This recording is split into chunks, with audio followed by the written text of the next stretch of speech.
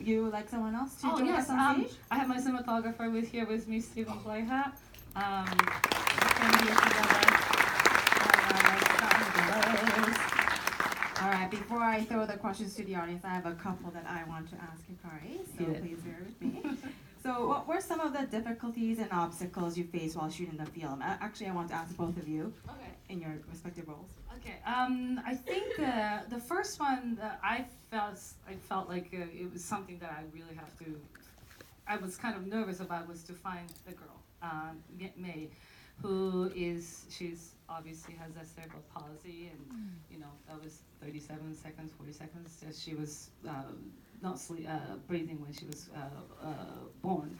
But that whole time when I was writing a script, I just felt like, you know, she's somewhere, but I have to look for her. It was just that feeling that I had, and then also the reason why I wanted to make this movie was to cast somebody who's with actual physical disability. So although a lot of the producers said, maybe you should hire an actress, but I was like, no.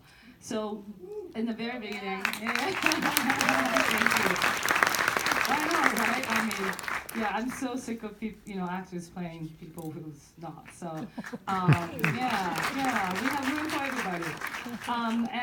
So I literally reached out to my friends and I said, please help me find this girl. And so four of us together, we reached out to over like 1,000 organizations and social media and groups, Facebook groups and all that stuff, and then asked them to post this audition notice, and she found it. She was the last person to come to audition. Thank God she came, because she almost didn't make it. And so that was our first challenge. And then I think the second one was I have a lot of friends who are in a wheelchair. But she has electric wheelchair, and she's not as strong as she wants to. We'd like to. So every location that we went, how she's gonna get into the room, how she's gonna take a step, or rolling into this room, because as you saw, like this little tiny bump, she can't come up. So as a director, finding a location, finding a place, or how she's gonna come in blocking, or where the camera's gonna be, and that kind of stuff was always challenging. It was just never easy process for us, because we were location scouting and shooting at the same time. So that was that challenging part for me, and then also finding shot. I mean, it's not really challenging, but I really wanted to build her growth within that 2 hours, and we shot everything in the chronological order because it's her first time acting, and we wanted to make sure that she has that growth in the movie while she's shooting this movie. So and where the camera is going to be, if it's, he can talk about it too, and where we want to set is so that she looks a little bit more mature than the day before, or and she feels like a trap, or like, what I'm saying, going back and forth. So those are the things that we always talked about and decide to pick the shots exactly the way it works. You're the star. You can have my microphone. I mean, it really wasn't, I don't want to say it was a challenge or anything. It was really about just being open to adaptation with the camera, and understanding where Mei Chung, the lead actress, was coming from, and being open to adjustment immediately, even in the rehearsal process. So you realize that certain things are going to be out the window right away, and you understand immediately that from a fatigue standpoint, there are certain limitations that are with her that you usually don't encounter with in normal situation. So by the 8th, 9th hour, you'd start to see fatigue in her eyes, and she'd start to drift off. And actually, during a few of the takes, you'd start to see kind of she'd start falling over, like falling asleep during the take, and you'd be like, oh, okay. So you just kind of go with it, and that was fine. So it's just about being open to adaptation, going with it. Yeah. It sounds like she was like fated to be in your film. Yeah. So I'm gonna allow the audience to ask questions now, but please keep your questions short and speak loudly so that the whole audience can hear. Yeah, in the middle there.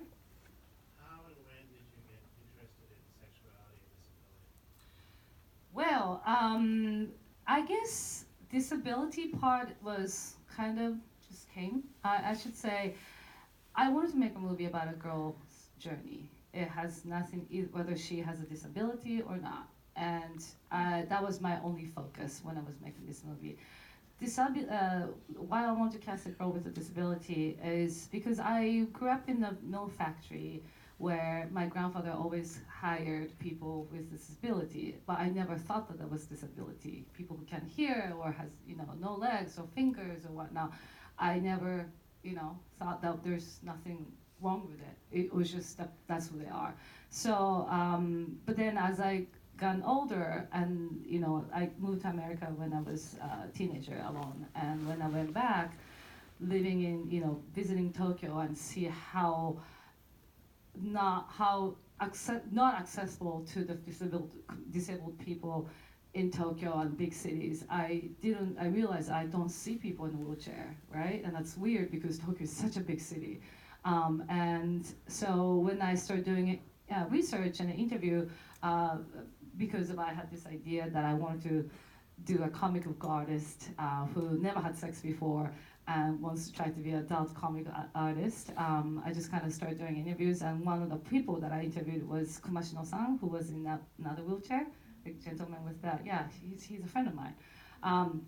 And he was one of the person that I interviewed, and that kind of triggered. I was like, oh wow, he was such a cool guy, and then we hit it off so easily, and and he was telling me how difficult for people with disability to have sexual experience. And then guys, if you guys been to Tokyo, have you guys been to Tokyo? All right, red light district everywhere. It's kind of crazy, but it's very difficult. Easy for guys to get sexual favor. Yeah, it's very difficult for female, and then also people with disability. And I thought that was so weird. Everybody should be able to get, if that one male can do it, but it's not the case. So I wanted to make a movie that was kind of bring the awareness to it. And we're all human. Everybody has the same needs, and why not? And people are very shy about talking about it. So if nobody speaks about it, like, I'll talk about it, and I will make a movie about it. Do you have any other questions from the audience? Yes, go ahead. Was there anything surprising or interesting you learned about the manga industry while making the movie? Good question, because I did have. I love manga. I think if you're Japanese and you grew up with reading manga, and at one point you want to become a comic book artist. And early on, I really quickly realized that I can't just draw. I can draw straight lines maybe. So I was like, I give up. But I think when I started doing the research, I interviewed a lot of female adult comic artists, and actually there's a 50% of adult comic artists are female. And amongst that, about 5 to 10% people are virgins, but they still draw sex. And that was kind of one of the things that also interested me to write this. The comic book artists, we as a writer or a script writer, we come up with the story, or a story comes and write it down the story. And I usually watch a lot of scenes in my head, and I just kind of write the description. Comic book artists, they draw story as they come up with a story. Did you know that? I had no idea. I thought it was so fascinating. It's like, how can you draw something as you're writing the story? So that was a super wow moment for me. Yeah. Actually, while we're on the topic of manga, I actually wanted to ask you if those are existing manga by artists, or if you produce it especially for the film. Right. No, I wrote this crazy story, I don't know if you guys followed it. It was, this girls who lost people, and they come to the earth and have sex with a lot of people. The story was it's not a comic book.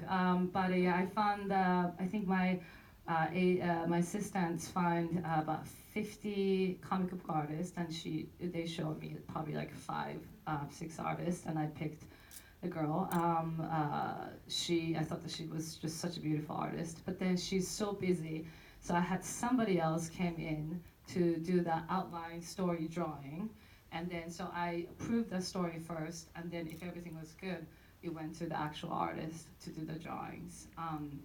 And you know, I wanted to do a lot more comic portion and do all this CG and, you know, awesome animation stuff. But we didn't have much budget at that time.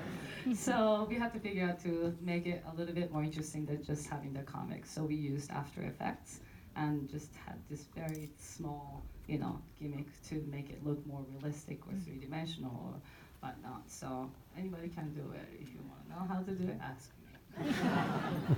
All right. Yes, go ahead. What was your experience with finding funding for this film? Well, are you ready for this? I literally called all my friends, including my ex-boyfriend who was rich. And I knew he was rich, but I didn't know he was that rich. He was one of the investors. And then also literally knocking on the door. And I went back to Japan in December 2017 because I was trying to raise money in the United States, and it's so difficult if you're Asian. Nobody finds you money here if it's not American, right? Or English-speaking movie. So I kind of like packed everything, and I just like, all right, adios, I'm gonna go. So I went back to Tokyo, start doing the casting without knowing where the money's gonna come. And then literally it was the coldest winter because no money was coming in. And then until I started, you know, getting a positive reaction from casting session, and I found Mei-chan, and that's when actually NHK, it's a broadcast in Japan. They already read the script and they really liked it. So they said, if you can come up with half of the budget, and then we'll buy your TV rights, which helps another half of the budget. So we're like, all right, let's do this, and yeah, that's when I called my ex-boyfriends. I'm so glad they believed in your project. Otherwise, we wouldn't be here watching your film. So we're so lucky. Do we have any more questions? Yeah. Yes. Who was the artist for the mangas, for the manga drawings? She actually they're not the major comic book artist. Amato Ito is her name. She has a couple different names. She has a name for adult comic, and she has a regular name for her regular shoujo manga girls comic. It's kind of thing. In Japan, if you're a comic book artist and you want to become a major artist, you have to do what you love to do to make money. So a lot of artists works in adult comic industry. Same thing with animators too, because it's the biggest market. It's actually bigger than the regular comic, and there's a lot of money to be made. So people has two different names, and so whichever you want to know, let me know later. Because she doesn't want people to know both names. Yeah, in the back. I noticed there was a lot of imagery of birds in the film. I thought it might have just been for B-roll, but there I noticed that long shot of the ether in Thailand at the end, and then in the title card at the end, there was also the two birds. So was there any significance to that? Well, I always felt, okay, so birds, I have a very special spiritual experience with birds, which I always felt somewhat different connection other than like any other animals or, anything else. The bird was always special to me. And it also kind of represent the freedom, I felt, she's somebody, somebody who can't leave this chair, yet the bird can go anywhere else, anywhere they want to go. We just see birds, but then we don't think about anything. But if you really think about it, it really, for me, the bird represents freedom. So, but shots, we kind of got lucky. The long shot of the bird he was shooting, we went to Thailand to do the pickup after we finished the principal photography, and we're actually waiting for that train for like 2 hours. And we were like, okay, where's the train coming from? I think it's coming from there. And then we saw the bird, and I was like, oh my God, that's beautiful, let's shoot it. And so he's like long shoot, just following the bird. And while we're shooting it, the train went by. So we had to wait for another 2 hours. But hey, we used it at the end. Good. Do you want to speak to the bird shot? No. She was just she covered up. Yeah. Anyone else from the audience? Yes, over there. Since the DP's here, for the wheelchair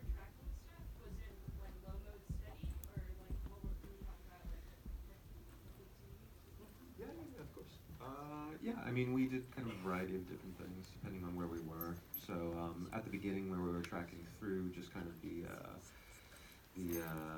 stations in Tokyo, that was very much just me and her with, I was actually in a wheelchair. We were doing this very low key, using like just a Rodin-S, putting it upside down, and going through because you can't shoot there. So, you know, here she'd be pushing me through Tokyo Station and whatnot, and then at different points we were using a dolly, and then we just take the camera, put it on the dolly, kind of push through, and just kind of adjust as we go. A lot of the stuff had to be shot fairly quickly, given the circumstances.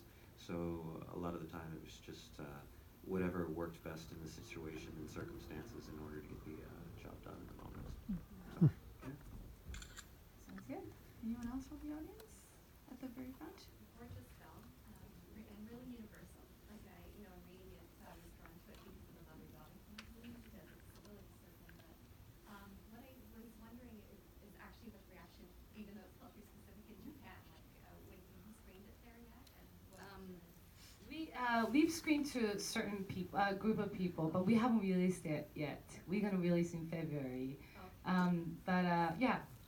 So what was the feedback like? You know, the feedback. So what we did, and I screened to people with an able body, and then also people with disability and their mothers. And I wanted to get the reaction of it, and I really wanted to be accurate because I didn't want to make up anything.